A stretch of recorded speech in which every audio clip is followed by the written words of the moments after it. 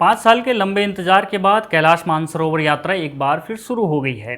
कोविड-19 महामारी और भारत चीन सीमा पर तनाव के कारण यह यात्रा 2020 से बंद थी, लेकिन अब 36 भारतीय तीर्थयात्रियों का पहला जत्था तिब्बत पहुंच चुका है।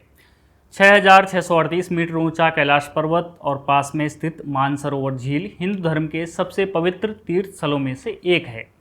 हिंदुओं के लिए कैलाश पर्वत भगवान शिव का निवास माना जाता है, वहीं बौद्ध इसे माउंट मेरू कहते हैं, जो ब्रह्मांड का केंद्र है। जैन धर्म में इसे अष्टपद कहा जाता है, जहां उनके प्रथम तीर्थंकर ऋषभदेव ने मोक्ष प्राप्त किया था। तिब्बती बौद्ध धर्म के अनुयायी भी इस पर्वत और झील को पूजते हैं। यह कुछ कारण है कि भारत और चीन के बीच एक लंबी बातचीत के बाद एक आम सहमति बनी है।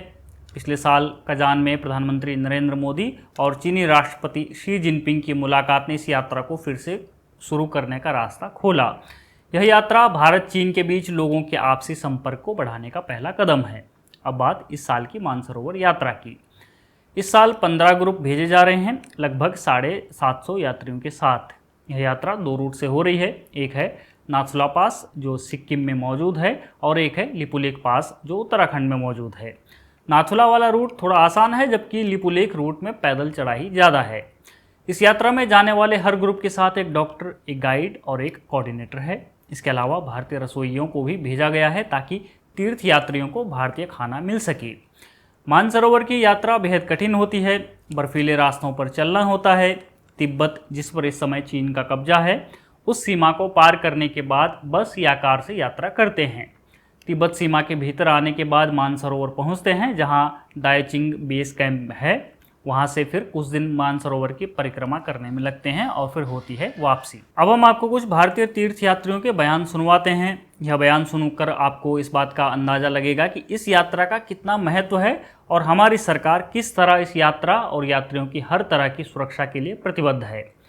वियोन के पत्रकार सिद्धांत सिब्बल ने इन तीर्थयात्रियों से बात की है। आइए यह सुनिए। और मेरा अनुभव यह रहा कि जहाँ पे भोले हैं वहाँ पे सब कुछ आदमी पहुँच जाता है। केवल ओम नमः शिवाय करते हुए यहाँ तक पहुँच जाता है। मैं 4 धाम की यात्रा कर चुका हूँ, पशुपतिनाथ गया हूँ, अमरनाथ गया हूँ। अमरनाथ पहुँचने के बाद मेरे मन में एक उत्साह आया कि क्यों ना कैलाश बाबा के दर्शन हो, और मैंने उनसे एक अनुरोध किया। उन्होंने मेरे अनुरोध को सुना और मुझे यहाँ तक बुलाया। मुझे बहुत अच्छा लगा। भोलेनाथ की कृपा जिस पे है उसको किसी प्रकार का कोई कष्ट नहीं है। बाकी तो जब अगर कष्ट नहीं होगा, सब चीज सरल होगा, तो फिर भोले को कौन जाने। फर्स्ट टाइम हमारे ग्रुप के साथ एक डॉक्टर को भेजा गया है, जो समय समय पर हर स्थान पर उन्होंने हर तीर्थ यात्री की स्वास्थ्य की जांच की है, जिससे हमें बिल्कुल टेंशन ही नहीं हुई कि हमारे साथ डॉक्टर है तो हमें किसी चीज की चिंता नहीं है। तो ये हमारे लिए बहुत प्लस पॉइंट है। After that, this yatra has started and the portal got open. We all applied. It was a transparent process. We all got selected, and we just feel that we have been fortunate enough to got selected, because it's not the Ministry of External Affairs who selected us. It is Kailash Baba who selected all of us to come here. Kailash Mansarovar यात्रा धार्मिक आस्था से तो जुड़ी ही है, साथ ही इस यात्रा के जरिए भारत और चीन के बीच संवाद के रास्ते भी खुलते नजर आ रहे हैं। जब यह यात्रा हो रही है, उसी समय भारत के राष्ट्रीय सुरक्षा सलाहकार अजीत डोभाल और रक्षा मंत्री राजनाथ सिंह भी चीन पहुंचे हुए हैं, जहां वे SCO की मीटिंग्स में भाग ले रहे हैं। भारत और चीन संबंधों में नरमी आ रही है। इसका उदाहरण देखिए।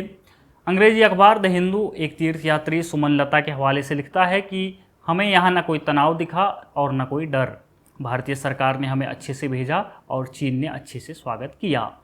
भारत और चीन के बीच पटरी पर आते संबंधों के लिहाज से कहें तो जल्द ही दोनों देशों के बीच डायरेक्ट उड़ानें, वीज़ा सुविधाएं, पर्यटन मार्ग और आर्थिक सहयोग से जुड़े अन्य तंत्र भी बहाल होने की उम्मीद है।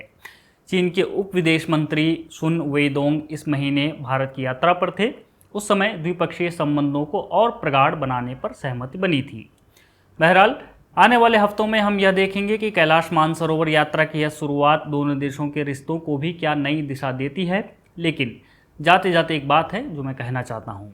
कारण चाहे जो भी रहे हों, उसकी तह तक मैं नहीं जा रहा हूँ, लेकिन यह बड़ी दुखद बात है कि 100 करोड़ हिंदुओं का इतना बड़ा तीर्थ स्थल भारत की भौगोलिक सीमा में नहीं है, और भारतीयों को अपने इस तीर्थ स्थल तक जाने के लिए एक बड़ी रकम चीन को चुकानी पड़ती है।